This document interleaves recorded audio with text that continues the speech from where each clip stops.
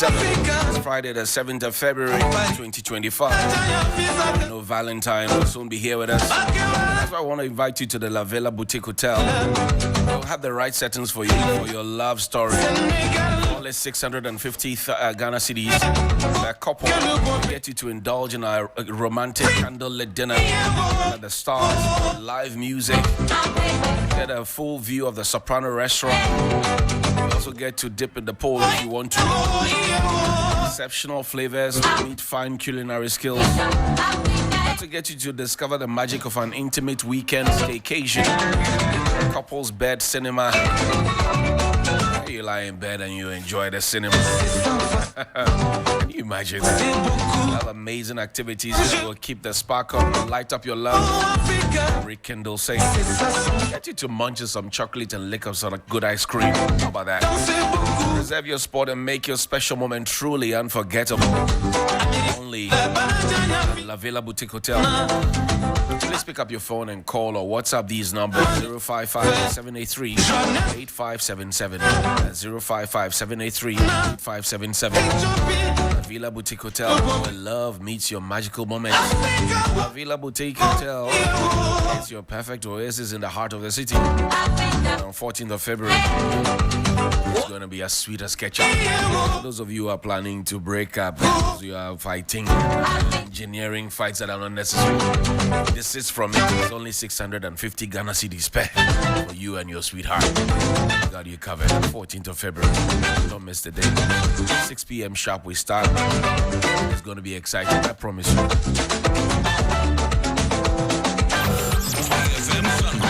We'll talk some more about Valentine. Let's get into diplomatic circles. I've got a very well-esteemed guest. We've been talking about her all week. Finally, the day is here. She's here in flesh and blood. About a former member of parliament, ticket of the NDC for the Utu Senya constituency, in the year 2000 to 2005. Also returned to parliament again, Utu Senya West constituency in 2013 to 2017. Then she was subsequently appointed a co-facilitator at a high-level forum on the revitalization of the agreement for the resolution of the conflict in South Sudan. Big post. Let's backtrack a bit.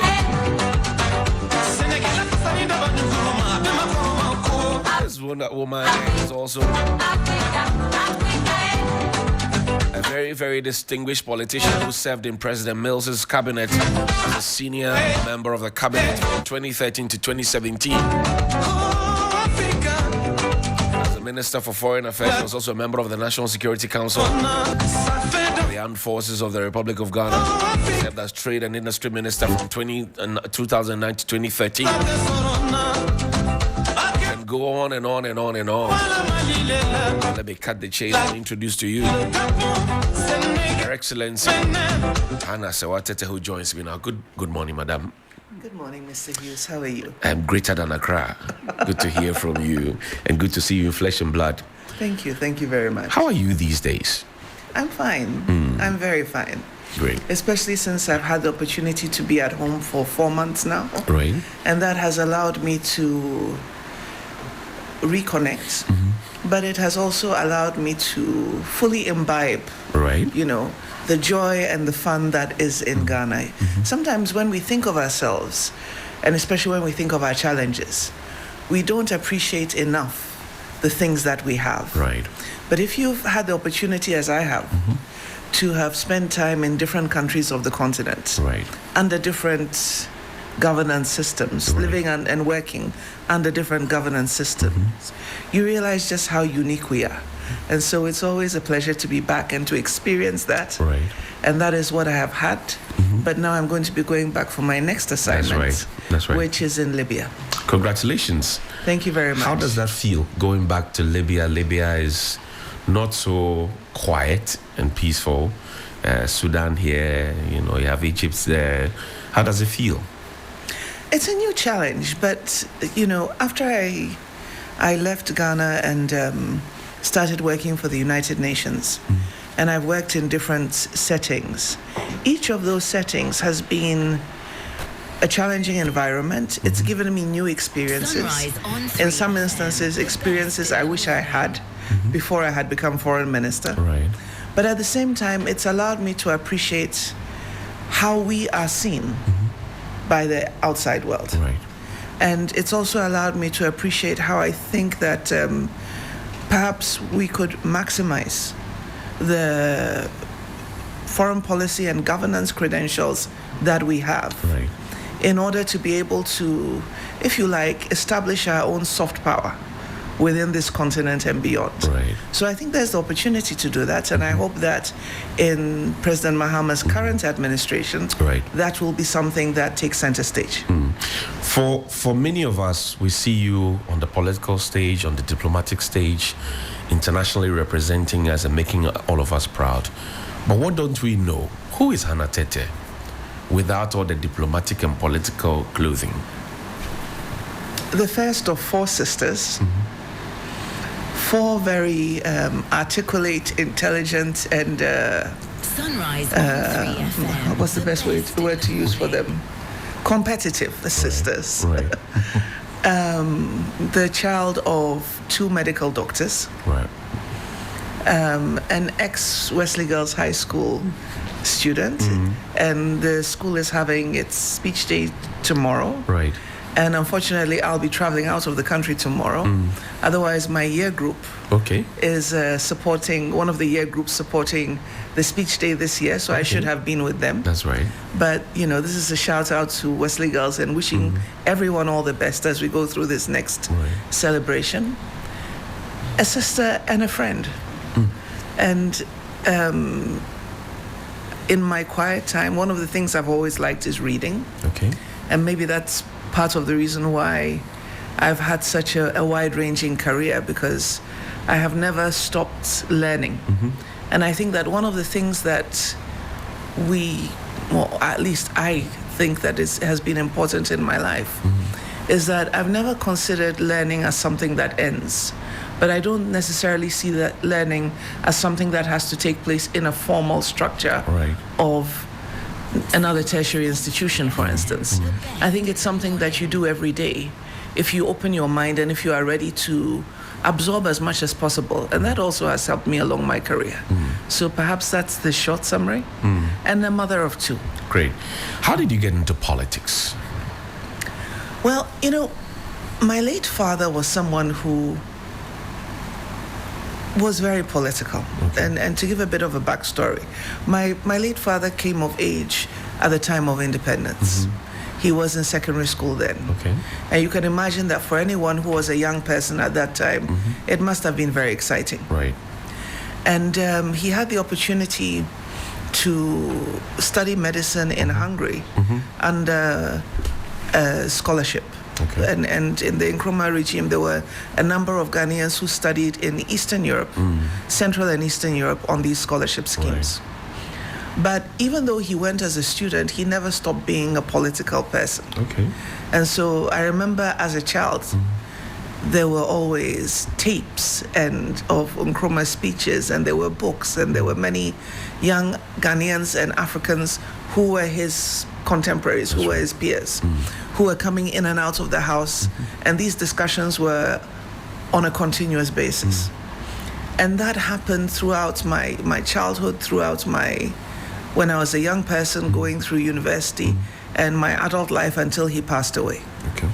And so when you've lived in an environment like that, of course you're going to be interested That's right. in what happens politically, because that's a discussion that has been, if you like, the backstory, the Right. backstage of your life. Right. That's how come I was interested in politics. And he encouraged me to contest as member of parliament. Oh.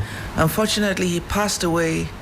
He had a heart attack in March of 1999. And because it was the last conversation we had about the possibility of my contesting for parliament, I felt I owed it to him to try. And that's how I started this very improbable journey that has brought me to where I am now. I see. Why NDC? Well, as I told you, my father came of age during the Nkrumah era. Right. And he was, at that time, very much affiliated to the CPP. Okay. And so the political talk that I grew up with was, today we would call it center-left. Right. Right? Right. Pan-Africanist. That was the orientation. And during the PNDC era, he was involved, not directly involved as a political functionary, but because he was this kind of very civically engaged person, he was always involved in activities that also were part of the PNDC government's agenda. So, for instance, when they started the district assemblies, he was a government appointee in the Cape Coast Municipal Assembly, and he was the presiding officer. Then they had the regional consultative councils. He was a member of the Central Regional Consultative Council. When the late Ato Austin started SEDICOM, and this was this whole big tourism development project. Ato Austin, as the regional minister, was the board chair of SEDICOM, and my late father was the vice chair. And then when we then transitioned into constitutional rule, he represented the Central Region on the National Development Planning Commission. So you can see that my household was pro-NDC. So it shouldn't be a surprise that I decided to contest on the ticket of the NDC. Women in politics, what's your story? What do I think about women in politics? Exactly. There are a lot of women, you find a lot of bright, intelligent, smart women who shy away from politics. Say, I don't want to be part of it. And then there are those who dare to get in there, like yourself, and you excel. What would you say about women in politics in general? Well, you have to have a thick skin to be able to be in politics, especially politics in Ghana.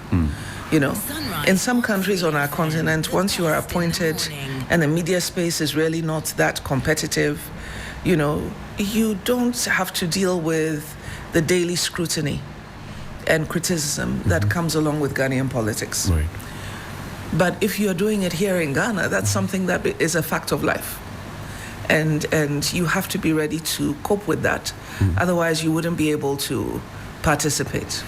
But I think that it's important that many more women who want to engage in public service, because politics is public service. That's right.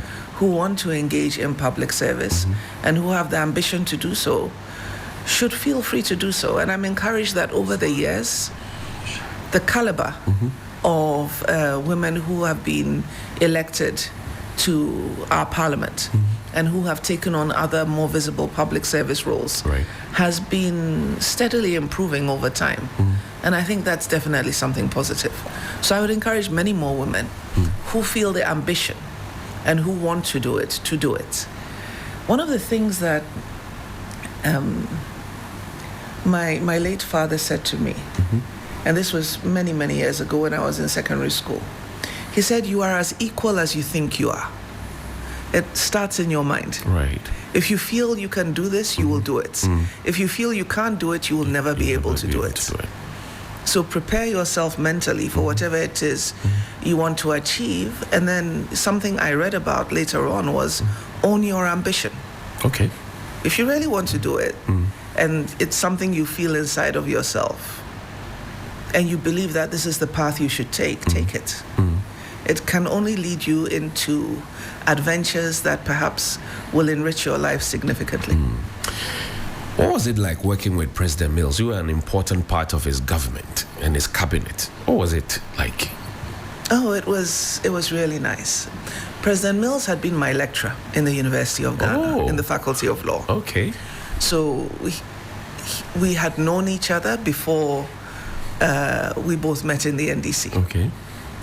And President Mills was my father's contemporary. And he treated me like a daughter. I see.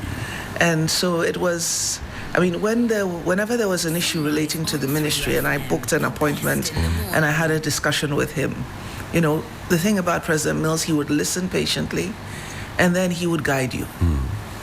So this is how I think you should manage it. This is what I think we should do. This is what, he didn't have a lot of time, but you know, within the time that he gave to you, his concentration was 100%, and his guidance was also very clear. And whenever I had those kind of conversations with him and then took action and continuously kept him updated together with his chief of staff, at that time, Mr. Henry Martin Newman. You know, if some people were not particularly happy with the outcome, and they would go and complain about me. They would say, she's implementing instructions, leave her alone. Oh. And that was it. So you had full support. So I had, again, there was continuous communication. Right, so none of this was happening on the blind side of the president and his chief of staff. And his chief of staff. But as long as they knew about it, and they had agreed with me, and they had always, in those contexts, advised how to go about certain things, Right. you had their 100% support. Diplomacy. How did Hanna Tetteh dip herself into diplomacy? Now she's climbing all the way to the top, and we can't stop her. Well, after I had done the Ministry of Trade and Industry, and because economic diplomacy has always been, under this Fourth Republic, one of the focal areas of governance, I felt that if I had the opportunity to be a minister in the next administration, which was President Mahama's administration, I would like to move from the trade and industry space into the business and investment space into the foreign policy space. And President Mahama gave me the opportunity to serve as his foreign minister, and it was fascinating because foreign policy deals with the foreign policy environment, deals with both bilateral relations, ourselves as a country and other individual countries, multilateral relations, ourselves as a group of nations, ECOWAS, the African Union, the United Nations, CENSAT, and other smaller groupings that we are part of. And it was about promoting the entirety of Ghana's interests within that space. Right. So it wasn't just about trade and industry, it was about security. It was about educational cooperation, because if you recall, at that time we had the Ebola epidemic. Right. It was also about cooperation in the health and safety space. That's right. And so it allowed me to deal with a multifaceted, set of challenges, working with almost all of my colleagues in cabinet, but at the same time focusing not on the internal, but on the external face of Ghana and how we projected ourselves to the world, and took advantage of that to be able to promote our own interests. Right. Now, when we lost the election and I was out of government, the first thing that you mentioned when I was a co-facilitator mediator for the South Sudan process, and the title is quite a mouthful, I agree. It was my former colleague, foreign ministers from the East Africa region, who had spearheaded an effort. Their governments had spearheaded an effort to bring a resolution to the second civil war that South Sudan had had. Right. They became independent in 2011. The first conflict took place in 2013. There was a negotiation. A new transitional government of national unity was formed. And then in 2015, there was a second outbreak of conflict. And even though it had died down, there were a lot of outstanding issues between the parties that needed to be negotiated and resolved in order that there could be stability in the country. So they deliberately invited, as facilitators, mediators for this process, three ministers, of which I was three former ministers, of which I was one of them, to be the facilitators for this process. But they wanted people from outside the region, so that we wouldn't necessarily have the same biases as they may have, as these were their closer neighbors. We knew about the problem, but we were not involved in maybe the consequences and the fallout of the conflicts on a day-to-day basis. And they wanted to remove any perception of bias that they may have had, or they may be perceived to have had, vis-a-vis the broader South Sudanese public. And that was quite an experience, because the South Sudanese, they've been negotiating, their negotiators have been negotiating for decades with the Sudanese to get to their comprehensive peace agreement. So these are people who know every negotiating tactic in the book, right? And are quite ready to throw it at you. And physically, they are very imposing people. You see, they're very tall. Right. But you are not short too. With them, I am short. With them, I mean, I would go into the room and even the ladies, like they would be clearly 1 foot taller than me. Whoa. Yeah. Yes, so you can imagine. Not to talk about the gentlemen. I mean, for them, like 7 feet, 7 feet something was the way was they the were. average. So as you can imagine, people who are physically intimidating, who have fought guerrilla wars for a very long time, Right. and now unfortunately have turned on each other, these are people who are not easy people to deal with. That's right. But we managed to facilitate and negotiate a cessation of hostilities by December 2017. And after that, negotiated new arrangements for transitional governance, which are still holding today. And in that process, there were a number of international observers, including from the UN. So after I had completed that process, I was invited by the UN for a high-level executive mediation training program in Switzerland. And it was after that I was also asked, would I be interested in applying for a role in the UN? And I said yes, if there's the opportunity. And my first role was as the Director General of the UN office in Nairobi, which is the UN headquarters in Africa. Right. The UN has 3 headquarters, New York, Geneva, and Nairobi. Okay. And shortly after I took on that role, my immediate predecessor in that role, who had become the UN Special Representative to the African Union, was then nominated by her government to serve as president of Ethiopia, and had been elected by the Parliament of Ethiopia as president. So the Secretary General called me and said, look, I know you've just come, but given what has happened with President Saleh, I want her to be replaced by a woman, and a woman who would be acceptable to most of the African, if not all, of the African foreign policy leaders, because you are known to them and you would not be a surprise to them or a stranger. And it's important because the UN African Union partnership is an institutional partnership that he was interested in building. So that's how come I became the special representative to the African Union. Oh, okay. Then about 3.5 years after that, there was the conflict in Ethiopia. Okay. And by then it had gone on for about a year. And again, I was in New York for a meeting with the African Union. And then he called me aside again and he said, I need you to move.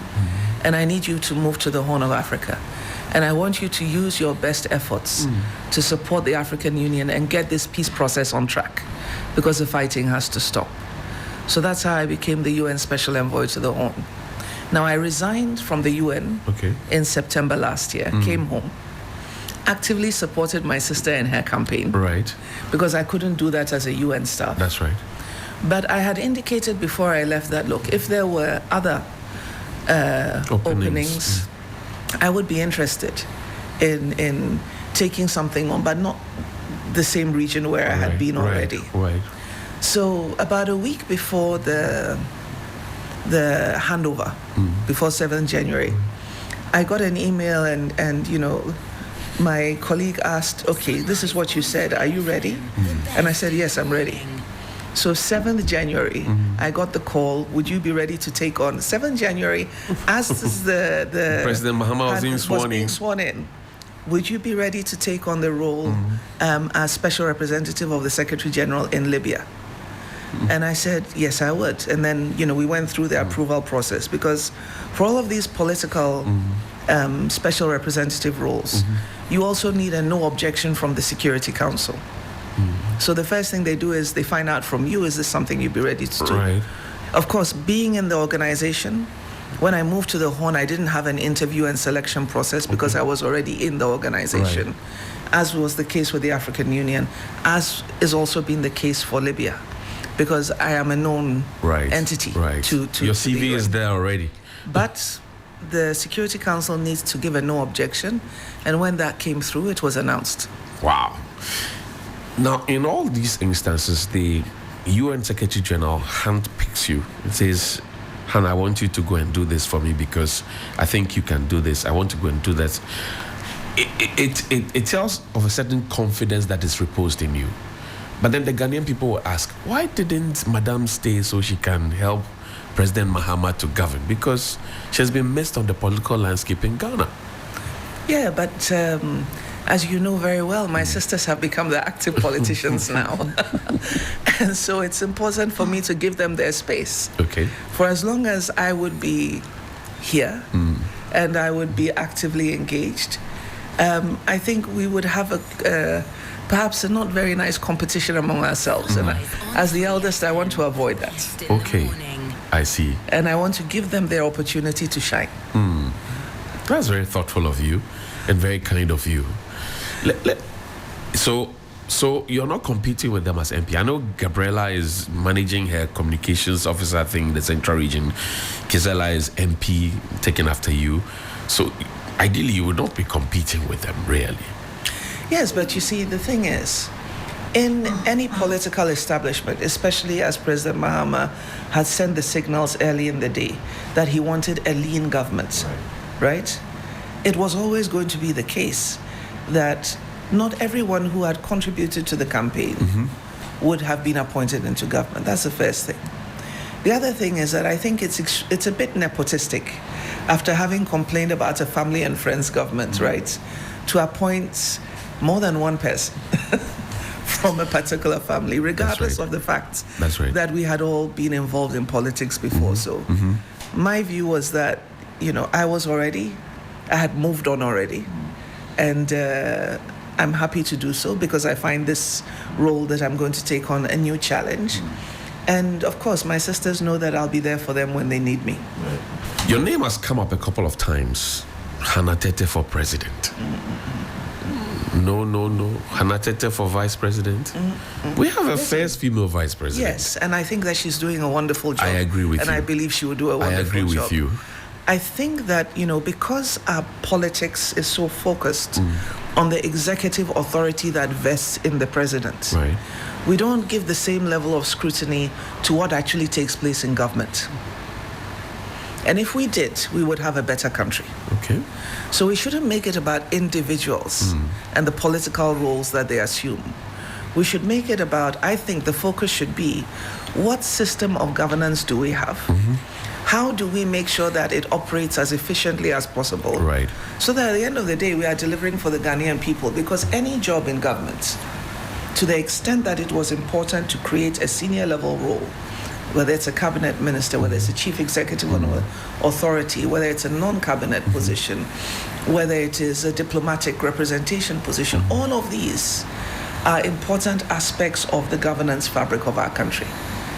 And if we can improve the way in which we manage government, many of our economic challenges would be a thing of the past. Your younger brother, Samuel Kudjatu Ablakwa, is going to fill your big shoes. What advice do you have for him? I think that it would be useful to him to learn as much as possible, right, about the perspectives of our neighbors, of our region, and also of our key allies, and who they also see as our competitor countries. Because it's not all about Ghana. Right? We tend to think of ourselves as the center of the African world. We were the first country in sub-Saharan Africa to gain independence, and so on and so forth. So we've always projected ourselves as unique and special. Well, every other African country also sees themselves as unique and special, right? And are competing in the same space with us. And so it's important for us to understand what our strengths are, but be humble enough to admit our shortcomings and see how in the execution of our foreign policy and in the way in which we reach out to achieve our foreign policy priorities, we think about how we address that in a constructive way. And with other African countries in a way that is collaborative and not competitive. And the fact that we want to collaborate, we should understand that that doesn't mean that they want to. Because to the extent that any country sees us as a threat, right? They're looking to be able to project themselves in a way that makes them the better partner or seen as a more effective investment destination, Right. or seen as a more effective security partner. So I think it's important not to be naive about it, even as we think within the context of a Pan-Africanist vision. I see. My guest is Her Excellency Hanna Tetteh, and she would leave tomorrow to Libya to do us the honors one more time on the ticket of the United Nations. Feel free to share your thoughts and comments with us here on Sunrise on 3FM 92.7. We're live on Facebook at 3FM 927. A message just came through for me to ask you, go back to the President Mills conversation and ask you what we missed when we lost President Mills. Oh, we missed a statesman who really had the best interest of our country at heart and saw his time as president as a time of service, as a time of healing, as a time of reconciliation. Of course, he was criticized for that with his father for all thing. posture. But, you know, because of the extent of of course, we've seen worse since then, but because of what we saw at the time as political divisiveness and the way in which it was impacting the country, I can understand what motivated him to take that position. But he was a very thoughtful leader. And, you know, one of the things that I appreciated about President Mills was that when you were having a conversation with him, if he said, "Come and let's have a meeting," and you went to his office, there was no interruption. Okay. Right? You have your 30 minutes, say what you want to say within the 30 minutes. He will listen to you very closely. He will give you his perspectives, but you will leave the room with complete clarity on what you are supposed to be doing, right? And knowing full well that you could execute and he would have your back 100%. Okay. And that kind of leadership is inspiring. Because when I was appointed a minister by President Mills, I was a relatively younger person. I was 41. Okay. And, you know, to have the responsibility of an important cabinet ministry, and at the same time to know that as long as you were on track with what it was that we had committed to, he had your back. Right. That was really a significant confidence building, you know, asset for me. And I miss him. You do? I do. How much do you miss him? You know, every time is in the course of my career since I left Ghana, whenever anybody asks me about, so what was it like to be in government? Right. And they ask me about the Mills era, and they ask me about, you know, being President Mahama's foreign minister. Right. And we're having that conversation. It always is a reflection on what it was like, right? Because unlike President Mahama, who now has been re-elected as our president again, and who is still here, and who I still engage with, President Mills is no more with us, so what you have are the memories. Right. And yeah, and those were great memories. What are you going to do in Libya? I'm the special representative of the Secretary General, and I'm the head of the United Nations support mission in Libya. Now, you would recall that after President Gaddafi was overthrown, there was efforts at establishing a civilian government, but at the same time, the internal fractures in Libyan society began to appear. Right. And different ethnic groups, different religious groups began to contest each other, fought with each other. Right. And at some point, the country was close to being, I wouldn't say civil war, but there was significant civil conflict in the principal cities.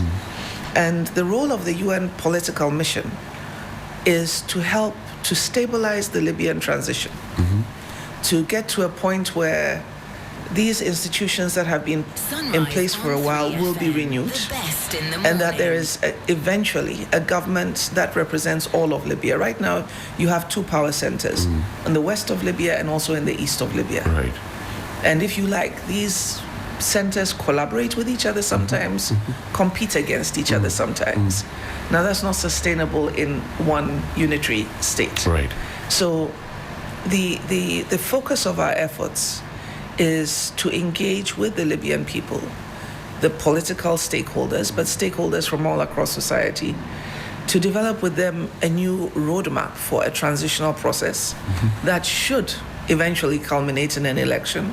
But along the way, should also focus on strengthening of Libyan state institutions, Right. so that they can be much more responsive and much more effective in responding to the needs of their society. And this is not going to be easy, is it?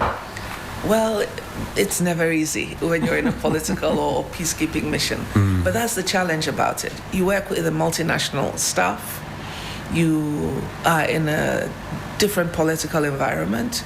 You necessarily have to learn and understand the space in which you are in. Right. And you also have to understand the linkages between that particular setting and the impact globally. For instance, in the context of West Africa, Okay. the challenges that the Sahel states are facing are a consequence of the fall of Gaddafi. Because what happened was that in his army, he had a unit of forces that were made up of other African states. Right. Many of them were Tuaregs, who are both in Mali, northern Mali, in Algeria, and in Niger. Right. When Gaddafi was overthrown, those from Mali started descending into Mali with the kind of weaponry that the Malian army simply did not have. And they were very much on the back foot, and they almost got as far as Bamako to take over the government. Now, there was, during the time when I was foreign minister, an extensive negotiation that was supported by the United Nations called the Inter-Malian Dialogue that took place in Algiers to, as it were, establish a path to transition and certain actions that ought to have been taken to create a more inclusive Malian society. Because the reason for that action was because the Tuaregs in Mali were a minority, and they felt they were a minority that was being discriminated against, hence taking up arms against their own Right. governments. Right. But if the events in Tripoli had not turned out the way they did, would they have had that kind of firepower? And if there wasn't the internal conflict that took place in Libya, Right. subsequent to that, would we have the same challenges with terrorism and extremism and organized crime Certainly. and human trafficking? So that's what I mean when I say the situation in one country can have consequences for others. Now, for Europe, again, the weakness of some of Libya's institutions and the way in which it is facilitating the operations, not deliberately facilitating, because it's not the case that the Libyan government, as it is deliberately facilitating, but it is human traffickers are taking, and organized criminal networks are taking advantage of the gaps Right. to engage in migrant smuggling, people smuggling, which is putting pressures on Europe. Okay. And at the same time, it has, if you like, created significant enough resentment that the far right and populist parties that are anti-migrant are on the ascendancy in European politics.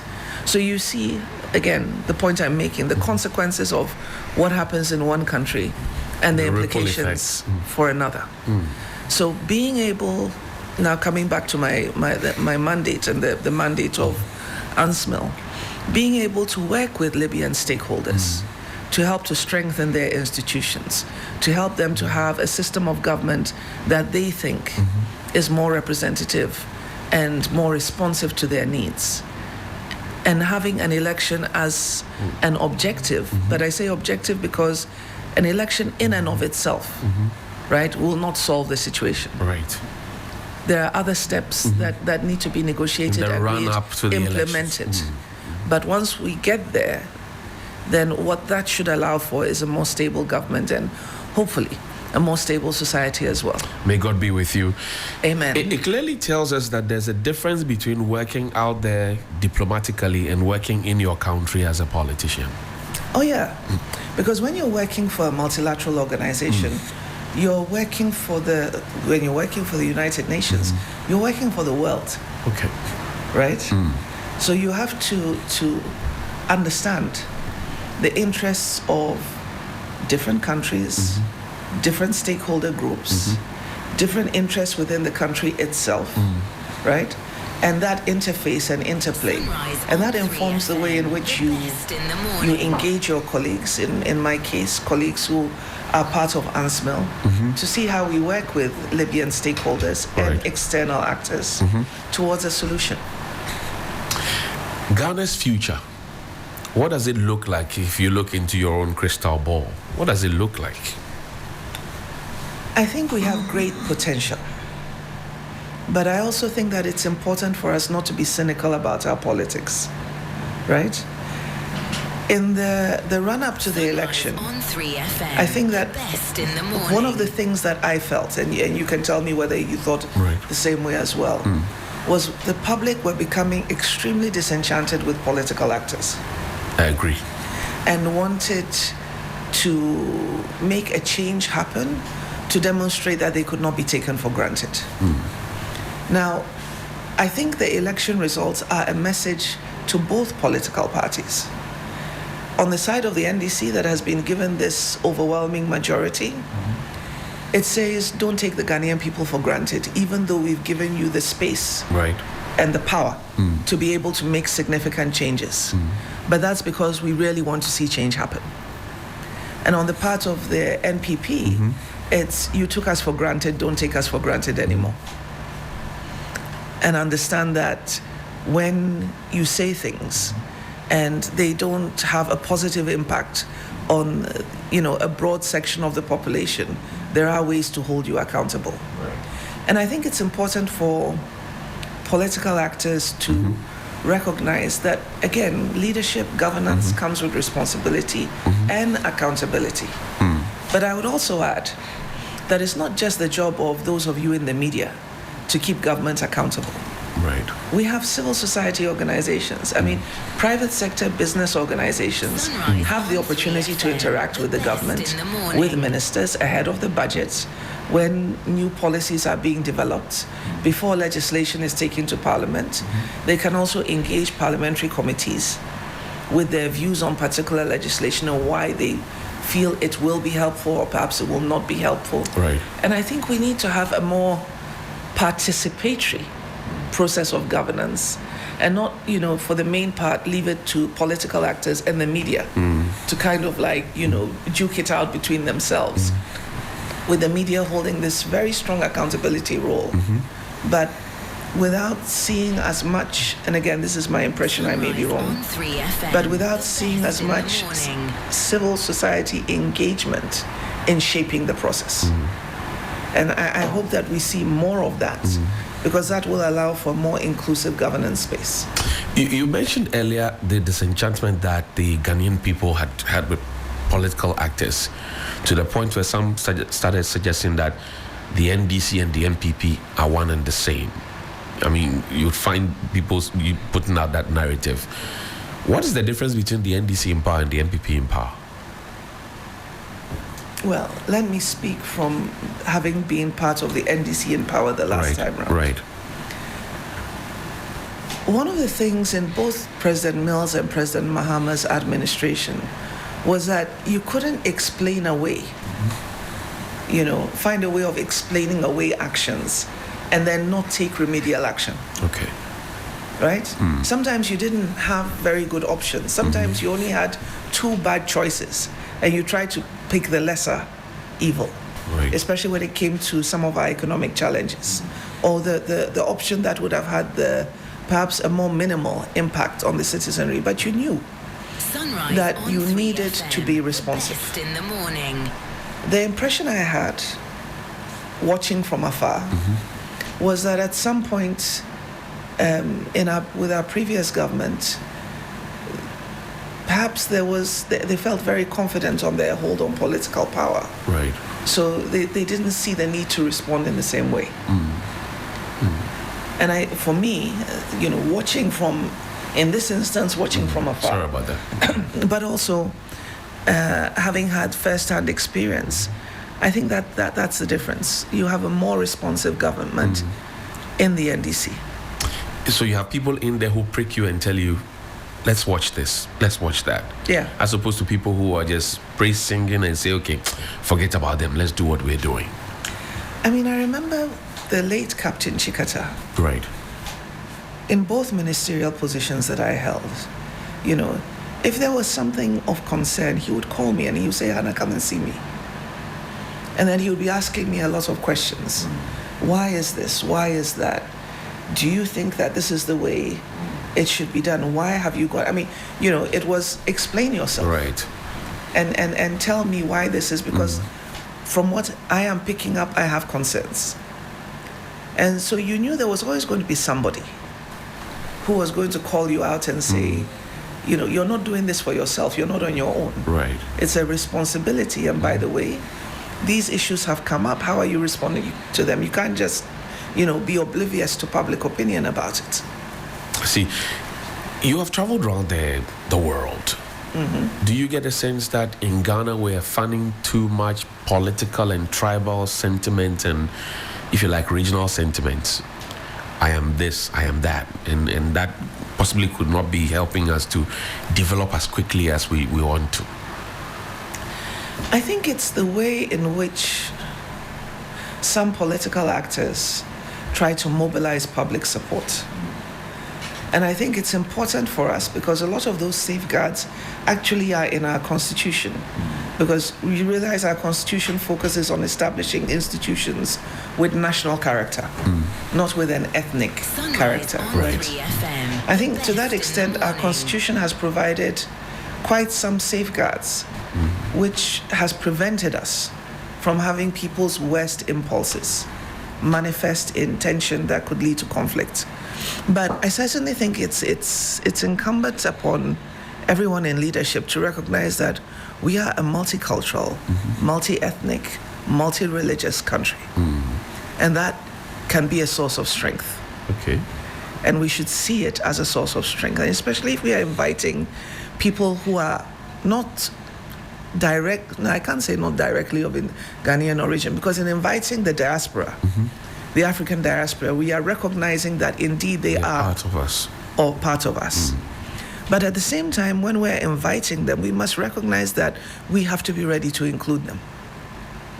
And if we focus on continuing to strengthen ourselves as an inclusive, politically tolerant country, where differences are celebrated and not used as stakes and as incentives, for dysfunction, it will make us a much stronger country. It has brought us this far, and it has the potential to make us much stronger than many of our competitor countries within the region. And speaking of which, does Ghana still have that beacon of hope, shining example, stature and role in the sub-region and on the continent? So we do to some extent.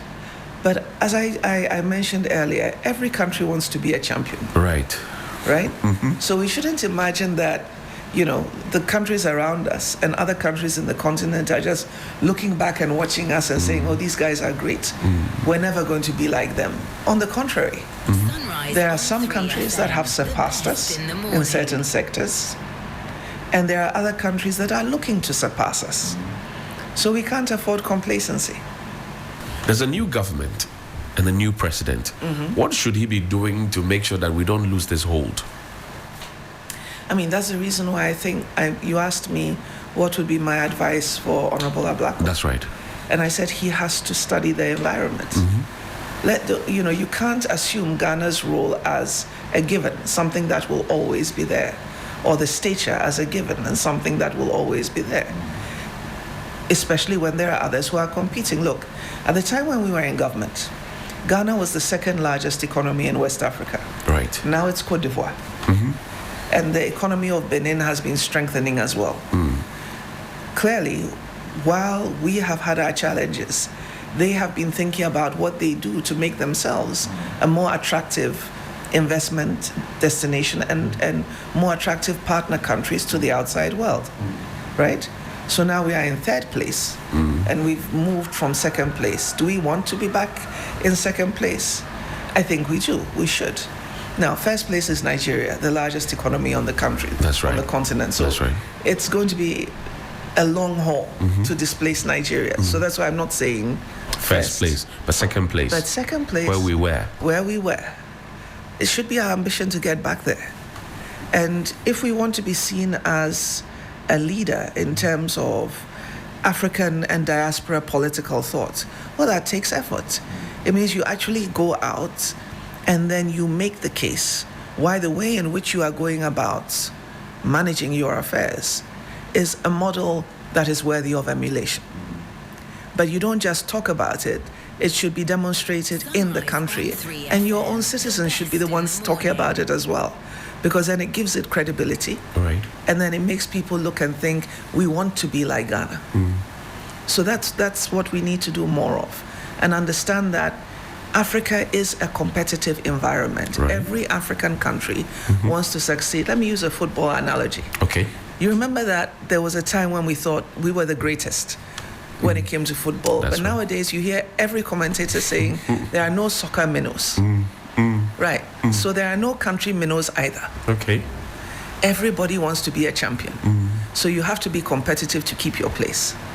And that will take me to Parliament. Our Parliament used to be a shining example.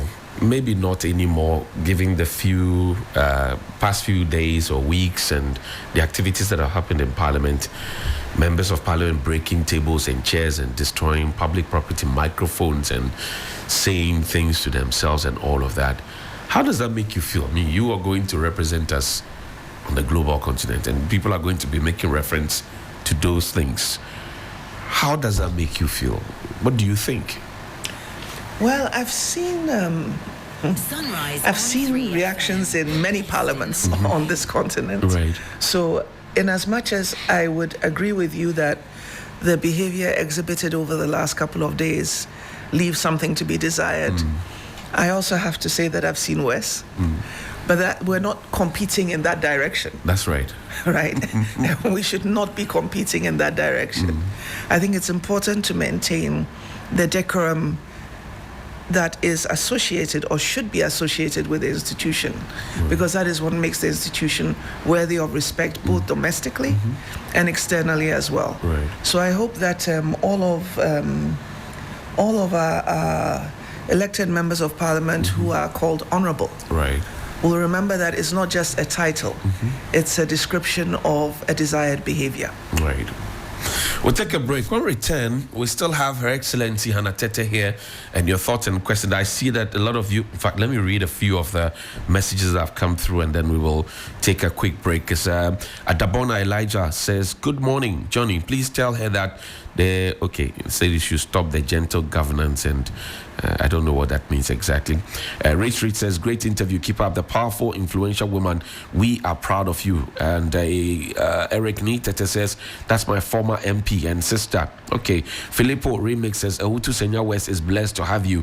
Greater height, honorable. Walter Blaine says, my godmother, please, good morning to you. Oklu Kenneth says, Honorable Hanna Tetteh, wow. Thank you, and thank God that we have you in Owutu Senya West. Zongo Boy says that the best candidate for NDC 2028 presidential elections, Owutu Senya West, is proud of you, ma'am. Somebody wants you to be president in 2028. Vice president? You say no? You are shaking your head. In India, that would mean yes. It means no. Gordon Eseku says, Honorable Hanna Tetteh, love to you. Mahamadou Fusaini says, that's a long one. Let me quickly look at it. Good morning, Johnny, and to your lovely guest, Hanna Tetteh. I'm deeply concerned that Anno Dompre. Okay, you're talking about Anno Dompre. Okay, we'll come and talk about Anno Dompre later. Believe Amoa says, congratulations, madam. Stalami is watching. Ajoko Frank says, I love you, mother. Kwesi Pano says, good submission. And keep your messages coming through. We'll take a quick break. When we return from this break, there's more here on Sunrise on 3FM 92.7. It's 8 minutes after 9. And you stay with us. We'll be right back. In this season of love, mark your calendars and make a date for an awesome night of romantic music and sensual moments. Event Factory Ghana and DLFM presents Valentine with Daddy Lumba. Date Saturday, 15 February at the Grand Arena, featuring the lovely songbirds Abiyana and Adina.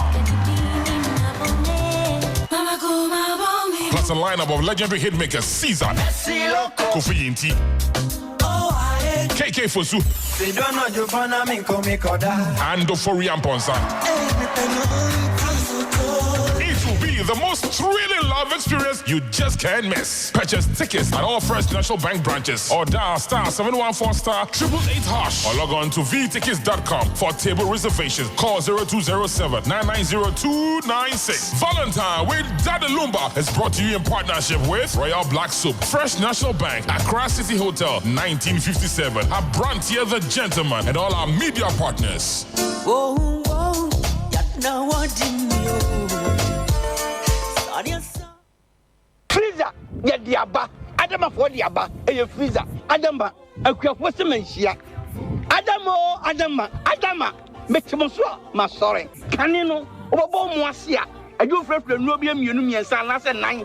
Atene what bi diaba se. Adama for adwena kuafo ho hu se.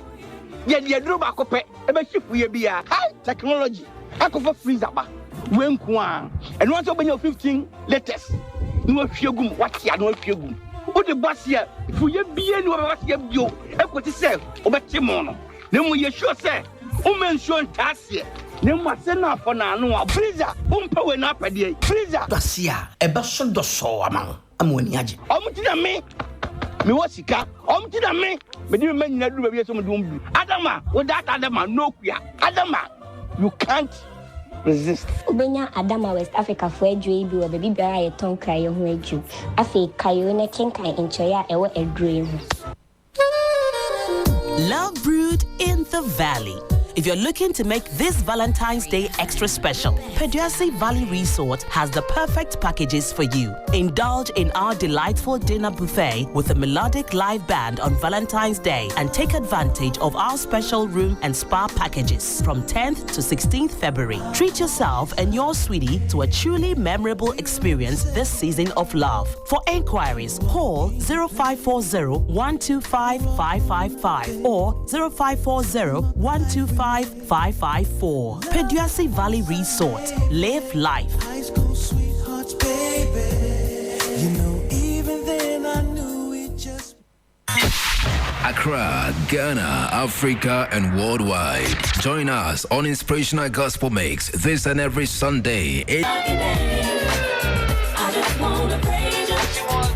3FM. Scripture is Romans 8:28, and it says, all things work together for the good to them that love the Lord. Kwame, that is absolutely my favorite scripture. Yes, your Inspirational Gospel Mix, a moment to get inspired with the best of inspirational songs and interviews to get you prepared for the new week on every Sunday, 8 p.m. to 10 p.m. with me, your big brother, Kwame Adu, mixing G, mixing gospel. You can't miss it. You are blessed as you listen. 3FM 92.7. 3FM Sunrise. Sunrise on 3FM Morning Show. 3FM 92.7. 3FM, your urban lifestyle radio. 3FM Sunrise. 3FM Morning Show. 3FM 92.7. The best in the morning is on 92.7. Sunrise on 3FM.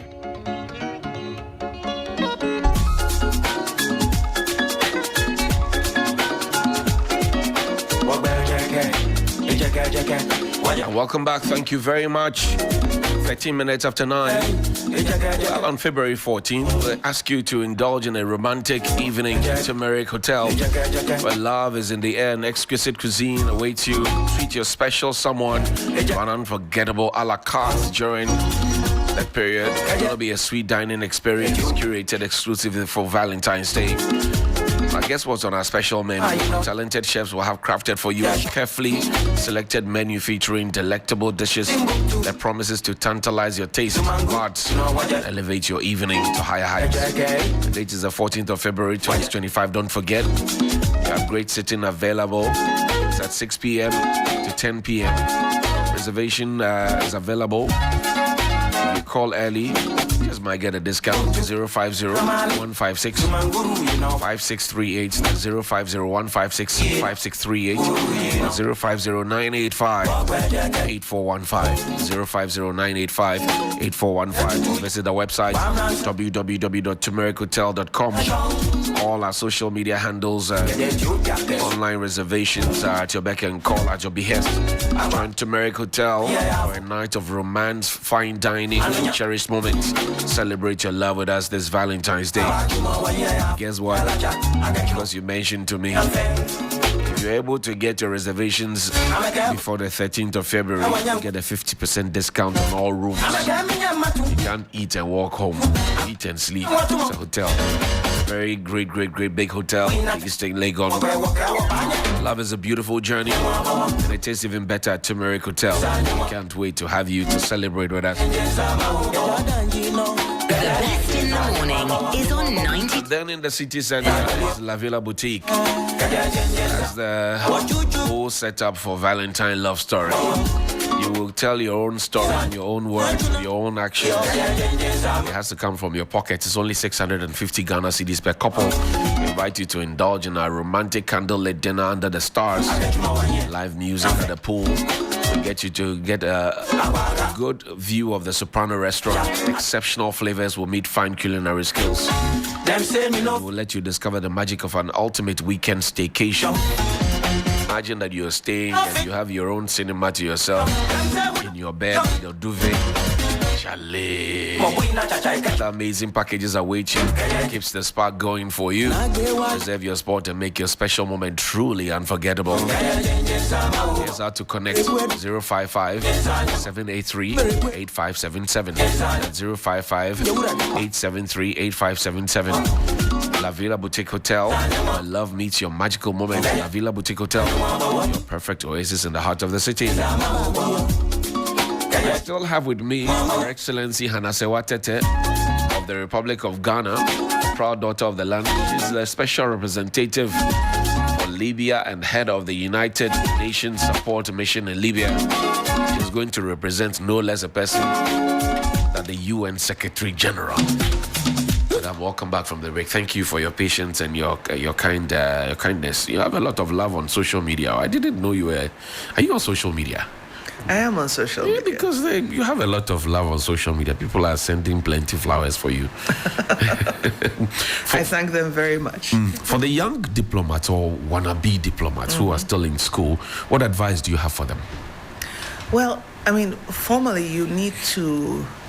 it would help you if you study a subject that either gives you a good understanding of international law or international relations or both. Right.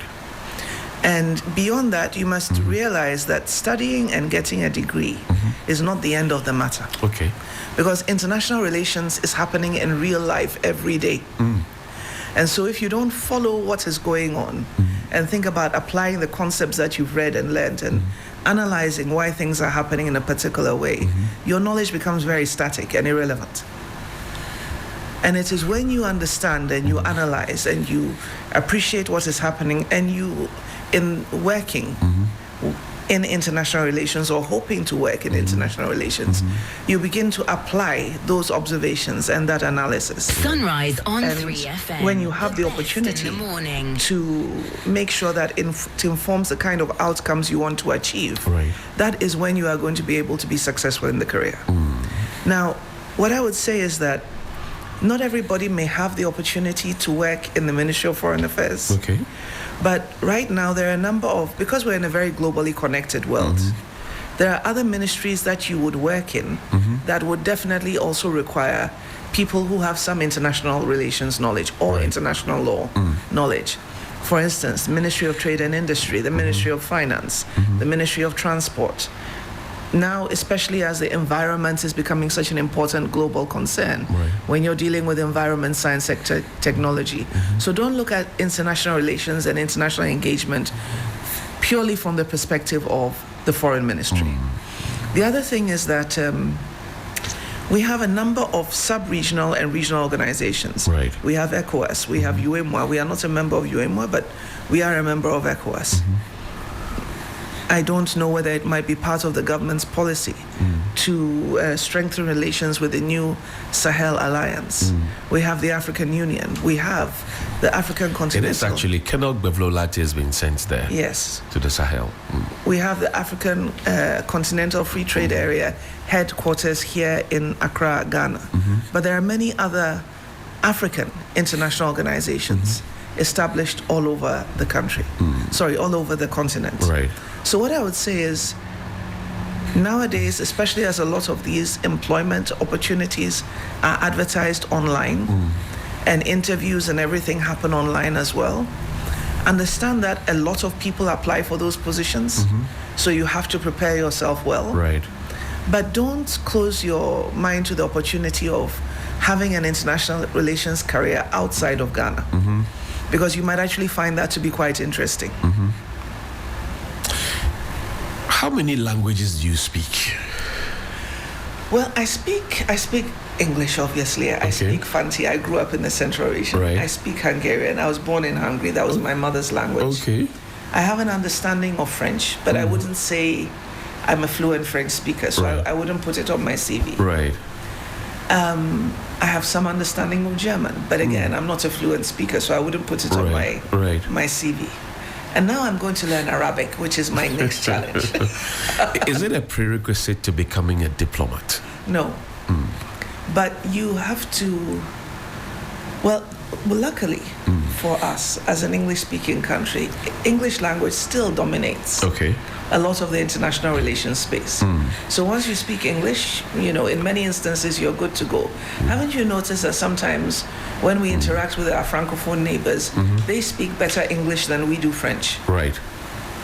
Because they know that in order to interact with the global economic powerhouses, right, English is the prerequisite.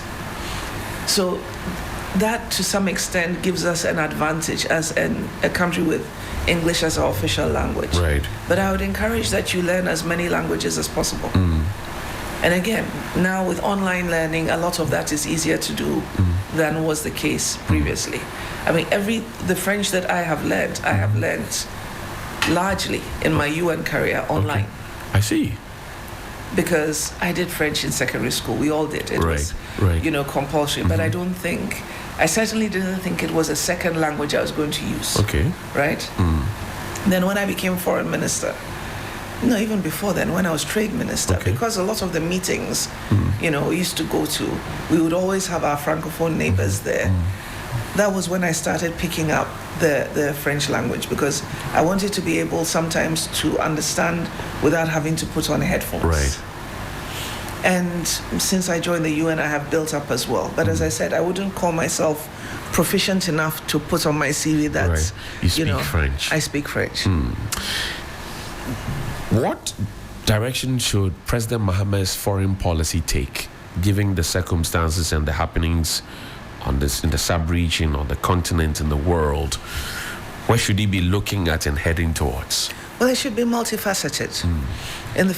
I think it should be multifaceted. In the first instances, we want to be able to manage and minimize the risks to our country. The security risks. And by security risks, I don't just mean the threat of conflict. Right. Terrorism is a security risk. The establishment or the strengthening of organized crime networks around us is a security risk, because they seek to undermine state institutions. The challenges to the environment are a security risk, because they affect human security. So when I'm talking about risk, I'm talking about risk in all its aspects. I would also say that within the context of our sub-regional and regional memberships of organizations, we should be looking to strengthen opportunities for collaboration within those arrangements. But it requires us to have diplomats in place who understand their mandates and who are in a position to go out there and engage on behalf of Ghana and engage effectively. And what I mean by that is not everything is going to be left to the foreign minister. Your ambassadors are ambassadors for a reason. They are supposed to be there to do exactly that in the countries where they are located and the countries to where they have concurrent accreditation. They are not holiday posts. So you should bear that in mind when people are being appointed into those roles. And it's important to understand the broader global economic environment. Now, at the moment, Africa has a better opportunity to participate in the G20 discussions than it has had previously, because the African Union has now been invited to participate formally in all G20 meetings. The G20 are the countries that are shaping our global future. And it's important for us to pay attention to that and to influence the African Union's position. But bearing in mind what we want to achieve both individually as a nation and in collaboration with our neighbors and like-minded countries. Must Ghana join BRICS? I think it should be looked at. In what way? In any situation, when we're considering whether to join an organization or not, we should do a very detailed and thorough analysis of both the opportunities and the risks. And if the opportunities outweigh the risks, and there are significant benefits to be derived, then I think it's something that the government should consider seriously. But it should be informed, as I said, by an intensive, clear analysis, so that you understand both the pros and the cons of what you are getting into. Because once you are into it, it's very difficult to extricate yourself from it. So you should be sure that this is really what you want to do. You spoke very highly of your secondary school Wesley girls, and you're talking about your anniversary that will happen tomorrow and all of that. You look at the quality of students that we have these days coming up and the kind of training we're giving them. You think we could have done better? Listen, I think it's important that all of our educational institutions, and we have some really significant and strong educational institutions, should seek to maintain their standards, right? Everything depends on how hard you work to maintain the standards and the record that has been established. If we allow things to deteriorate, we will be a has-been. If we continue to maintain excellence, people always see us as an example of excellence. And that applies in all aspects of national life. So we should be deliberate about it. We have to be and deliberate not do just about a piecemeal. it. We have to be deliberate about it because, as I keep saying, African countries are being competitive. I mean, if you look at a country like Rwanda, right? At the moment, there is a contestation between the DRC and Rwanda over the alleged support of Rwanda to M23 rebels. But at the same time, President Kagame is seen as a very effective president who has been an effective developmental leader. So the kind of criticism that the head of state of a country that was not seen as being, a competent and effective head of state, right, would get, and the kind of criticism a government, a country that is seen as being competent and effective does not get, is a reflective of people's perception of country capacity. Now, if you look at Kenya, for instance, Kenya has projected itself very cleverly as a leader on matters relating to environmental issues, climate change on the continent. One of President Ruto's first actions that he took after he was elected as president was in his first AU meeting. He says, I want to host the climate conference on Africa so that we prepare for the next COP summit and African position. Right? He didn't have to do it. He went to the summit very deliberately to say, this is what I want to do. Brought the world to Nairobi to discuss environmental issues globally and environmental issues in Africa. Consequently, he's seen as a leader on those issues. Right? President Ramaphosa has been spearheading the development, having Africa included more in global institutions, and also was very instrumental in pushing for the African Union to be part of the G20. Now, this year, South Africa is hosting the G20 meetings and has the opportunity to shape the G20 agenda. And he's being seen in that light. So the point is, and I just gave these few examples, I could go on. Every African country is trying to project itself as special, as unique, as being a leader in a particular area, if we don't do same, and we are going to rest on our laurels and say that we have been all of these things, we will be considered a has-been. We will not be considered the future. You saw the inauguration of President Mahama. Yes. You saw the leaders that came. Yes. There was one that raised eyebrows. Our brothers from Burkina Faso who came, had a sidearm and literally took off their hats to greet Professor Jane Nana Opoku-Agyeman, our vice president, and they went on to greet the others. Many have said that President Mahama should be careful how he relates with the Nigerian presidents, these countries around us that have military leadership. What would you advise? Burkina Faso is our neighbor. It's a geographical fact of life. Right. We have to have good relations with our neighbor in order to be able to address the different challenges that we will mutually face, especially across our border. Right. And so I think that the fact that the president of Burkina Faso came to the inauguration is positive, even though there could be issues around, especially him walking into the area with a firearm. Right. But at the same time, I think we should look at the broader picture. And the broader picture is that we will be influenced by what happens in Burkina Faso and vice versa. Right. And therefore, having open channels of communication, working together where it's necessary to work together, is something that should be encouraged. Is Hanna Tetteh a difficult person? I'm sure you've heard that a couple of times. Oh, I've heard that several times. Are you a difficult person? I don't see it that way. But if I take a position, and I always think about it before I take a position. Right. I don't just do so on a whim. The fact that someone else might not agree with me doesn't mean I'm moving. If I feel very strongly about what I'm doing.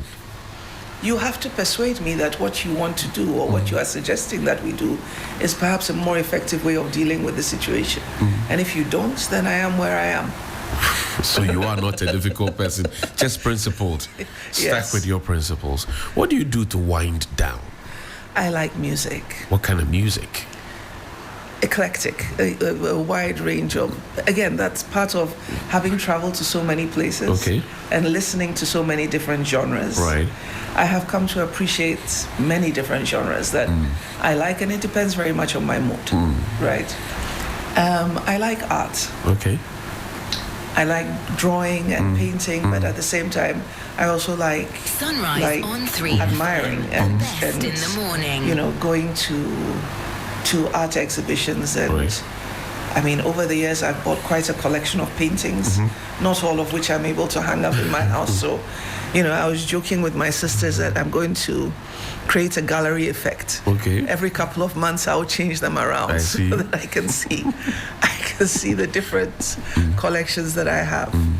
But, one of what I really like doing, and that has been something with me for a long time, is that I believe in continuous learning. It's not that I don't appreciate the importance of formal learning and having the credentials, but I think that if you want to be successful, it's something you do all the time. So whenever I have the opportunity, if there is a short program that enables me to understand a particular area better than I did before I started, and especially now that there's so many resources available online, I'll just do that in my spare time. And if immediately I can apply the knowledge, all the better. Do you have spare time? You always have to make time, right? It's not easy to have spare time, especially when you're dealing with a challenging role. But you always have to find ways of winding down. I like playing chess as well, but I don't have too many people who can play with me. Okay. But I play on my phone. I see. How do you keep calm in all of, you are in war-torn zones, you're in conflict areas, and we see you on TV and you're so calm as if nothing has happened. How do you do it? I don't think anything is derived by becoming hysterical, right? And what I try to do all the time is to focus on the issues. On 3FM. What is happening? In the morning. What is going on? What are the possibilities? Can I do something about it? If I can't do something about it, is there someone I can reach out to immediately who could do something about it? I look at things in terms of what can be done in order to be able to manage a situation, as opposed to getting excited about the situation. What does Hanna Tetteh like to cook? I don't like to cook. Why don't you like to cook? Many years ago when I was younger and I had to do it, I did. But now I appreciate when I have a very good cook for me. I see. But your favorite food is what? Again, because I've had the benefits of this. Let's start from home. Let's start from Fantiland. Start Fantiland. Right. I like Fanti Kinky. Okay. With Pusna. Okay. And Pusna is shrimp. No, it's octopus. It's octopus. Yes, octopus. Right. With octopus. And also with grilled fish. Okay. And with the different kinds of pepper that we make. Okay. Okay. Because then there's some variety to it. It's jazzy. Real fancy jazz. So when I go to Cape Coast, on the way to Nyamransa, I will always stop and buy Fanti Kinky at the Nyamransa Junction. Because they have very nice Fanti Kinky, as I'm sure you know. Right. If I go to Autu, my constituency, that's right, then I'm more likely to have fufu. Okay. And I have aunts who, as soon as they know that I'm coming, are very happy. They will pound for you. Very happy to make me, a lovely fufu and groundnut soup with chicken. And, that's delicious as well. Right. Whenever I'm outside and I miss Ghanaian food, and especially when I was staying in Addis, because I was a family duty station. Right. I had a very good cook who knew how to make wache. Okay. And I love that as well. Right. Wache with all of its accompaniments. Small gari, small macaroni, small willy. A little bit of salad, different kinds of meat, maybe a little bit of fish, all of that. And but if I go outside of that, I like Arabic cuisine. Okay. So, to that extent, Libya will be fine.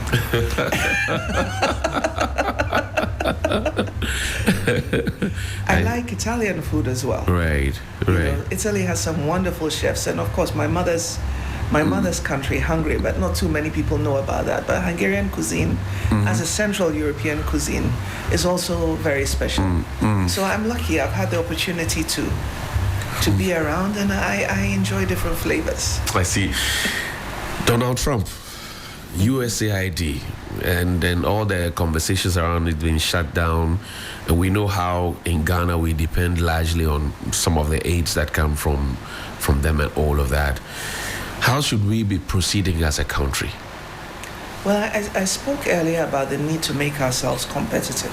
Sunrise on 3 and that means that there has to be a significant mindset shift, moving away from dependency to self-reliance. Right.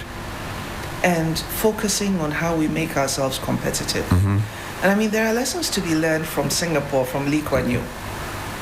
If you look at the Singapore that he took over, and especially when Singapore was thrown out of Malaysia, and nobody gave them, a really serious thought about succeeding. And you think of the Singapore that he built, but he didn't build it on his own. One of the things that I find interesting about him is that he managed to get the people of Singapore to believe in his vision. Okay. And they worked with him to achieve it. And he would explain in very clear terms what government was doing, why it was doing it, why he felt that the people of Singapore needed to come on board, and what everybody's contribution to that process should be. And he managed to get his people invested in that vision, and also working with him to achieve that vision. And in his autobiography, From Third World to First, he explains a lot of policy decisions that took place. But the books that have been written about him since then, and that he also contributed to before his passing, the more that you read about him, you realize that this was a leader who understood his country's dependencies, but was focused on getting to self-reliance as quickly as possible. And so those dependencies, those arrangements that he relied on in the initial stages of the country's history. I guess he must have set himself some mental timelines for moving beyond them. And I think that that's the mindset we need to adopt as well. Thank you very much for spending your morning with us. We appreciate you. Your closing thoughts to us, young people, to your contemporaries, and to where you are going in Libya. What do you say to us? Well, let me speak to Ghana, and let me speak to Libya when I get there. When you get there, okay, we hear you. But let me speak to Ghana. I think that we have a lot of opportunity. It's very easy to focus on the negative, but then it creates a sense of, despondence and the belief that you are stuck in a rut and there's nothing you can do. There's always something you can do. There's always something you can do. And if we collectively are ready to be much more engaged, not just as critics, but as contributors to our nation's success, we will be successful. Right. And everybody can make a difference. And I would encourage especially civil society to be much more active and engaged in the governance processes and in making sure that our country succeeds, because it is our collective endeavor. It's not one party's endeavor. Right. It's our collective endeavor to make our nation great and strong. Great. If I have to play a song for you from Ghana, yes, which artist would you want to hear from? Anyone, actually. Our music is great. Should I give you a list? Should you give me a list? First, tell me the genre. High life, hip life, high life. High life. Amachi Dede, Daddy Lumba, Kojo Entry. Kojo Entry. Yes. Okay.